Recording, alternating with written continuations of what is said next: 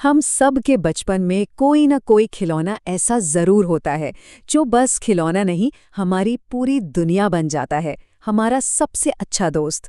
हम उसी के साथ खाते हैं, खेलते हैं, सोते हैं।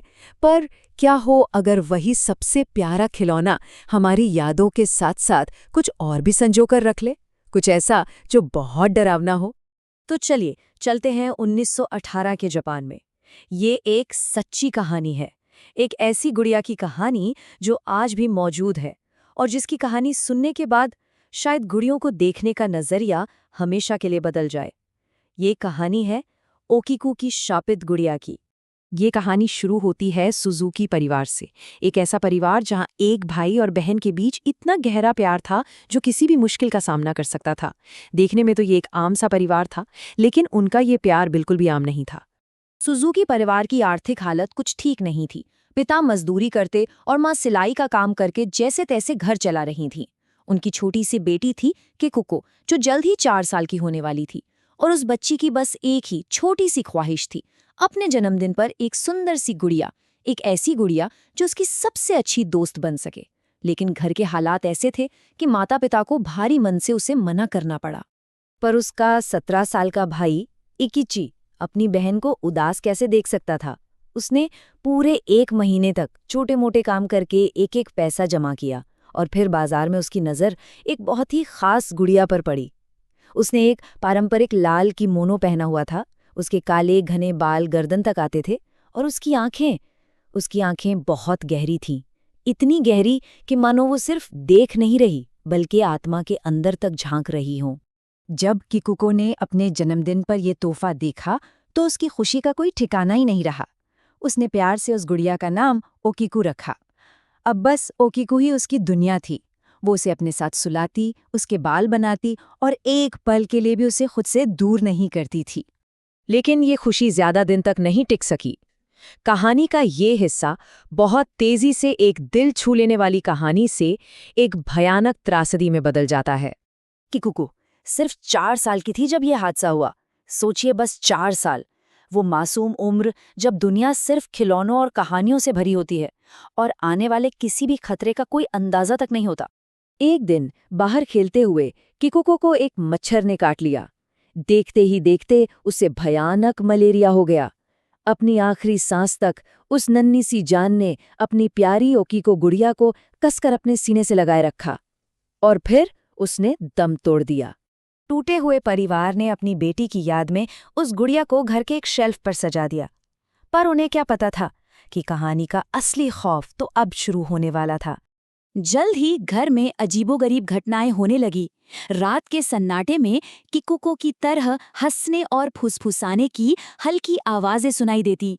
कभी कभी गुड़िया अपनी जगह से गायब होकर घर में किसी और कोने में मिलती। एक दिन तो किकुको की बनाई सारी ड्राइंग्स जमीन पर बिखरी पड़ी थीं और ओकीको गुड़िया ठीक उनके बीच में बैठी थी। फिर एक दिन इकिची ने कुछ ऐसा देखा जिससे उसके रोंगटे खड़े हो गए। गुड़िया के बाल, जो पहले सिर्फ गर्दन तक आते थे, अब लंबे होकर उसके कंधों को छू रहे थे। और सिर्फ इतना ही नहीं, उनका रंग भी अब काले से थोड़ा भूरा हो रहा था और उनमें बिल्कुल इंसानी बालों की तरह स्प्लिट एंड्स भी दिखाई दे रहे थे। एकिची की माँ ने सोचा कि ये सब उनका वहम है और उन्होंने कैंची से गुड़िया के बाल वापस पहले जैसे काट दिए। लेकिन ये उनकी सबसे बड़ी गलती साबित हुई। उस रात उन्हें एक भयानक सपना आया। सपने में किकुको बहुत रो रही थी, चिल्ला रही थी, क्योंकि उन्होंने उसकी गुड़िया के बाल काट दिए थे। फिर अचानक किकुको का रोना गुस्से में बदल गया और जब माँ की नींद खुली तो वो गुड़िया ठीक उनके सीने पर बैठी थी और उन्हें घोर रही थी। इस घटना के बाद घर में डर का साया और भी गहरा हो गया। अब ये अजीब गतिविधियां खुलेआम और ज्यादा खतरनाक होने लगी थीं। परिवार ने फैसला किया कि अब इस गुड़िया से छुटकारा पाना ही होगा। घबराकर किकुको के पिता ने उस गुड़िया को पास के एक मैदान में दफना दिया।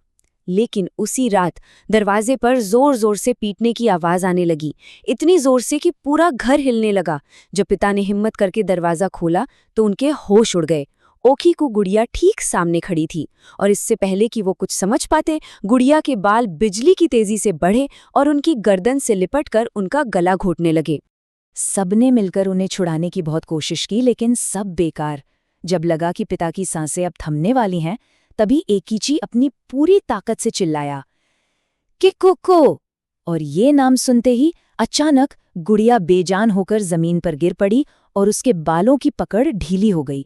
उस भयानक रात के बाद परिवार समझ गया कि वो इस गुड़िया से छुटकारा नहीं पा सकते। उन्होंने सालों तक इस खौफ को झेला और फिर एक आखिरी फैसला लिया। 1 या 2 साल नहीं, बल्कि पूरे 20 साल। जी हाँ, 20 सालों तक सुजुकी परिवार उस शापित गुड़िया के साथ उसी घर में रहा। और हर साल किकुको के जन्मदिन पर घर में होने वाली डरावनी घटनाएं और भी भयानक हो जाती थी। आखिरकार पूरी तरह से हार मानकर उन्होंने उस गुड़िया को जापान के मन्निंजी बौद्ध मंदिर को सौंप दिया। उन्हें उम्मीद थी कि शायद मंदिर के भिक्षु इस शक्ति को काबू में कर सकेंगे। भिक्षुओं ने गुड़िया को शुद्ध करने की कई कोशिशें की, पर उस पर किसी भी चीज का कोई असर नहीं हुआ। आज लगभग 100 साल बाद भी वो गुड़िया उसी मंदिर में एक शीशे के बॉक्स में रखी है। लोग उसे दूर से देख तो सकते हैं, लेकिन उसकी तस्वीरें लेना सख्त मना है। कहते हैं कि उससे ज्यादा देर तक देखने वालों को भयानक सपने आते हैं। मंदिर के भिक्षु आज भी समय समय पर उसके लगातार बढ़ते हुए बालों को काटते हैं। लेकिन हाल ही में एक और भी ज्यादा डरावनी बात सामने आई है। उस गुड़िया का मुंह अब धीरे धीरे खुल रहा है, और जो लोग उसे बहुत ध्यान से देखते हैं उन्हें उसके अंदर बढ़ते हुए छोटे छोटे इंसानी दांत दिखाई देते हैं। तो सवाल यही है कि क्या ये वाकई में एक छोटी बच्ची की आत्मा है जो अपने पसंदीदा खिलौने से इस कदर जुड़ी है, या फिर उस गुड़िया पर किसी और बुरी अनजानी शक्ति ने कब्जा कर लिया है? इसका जवाब शायद हमें कभी न मिले।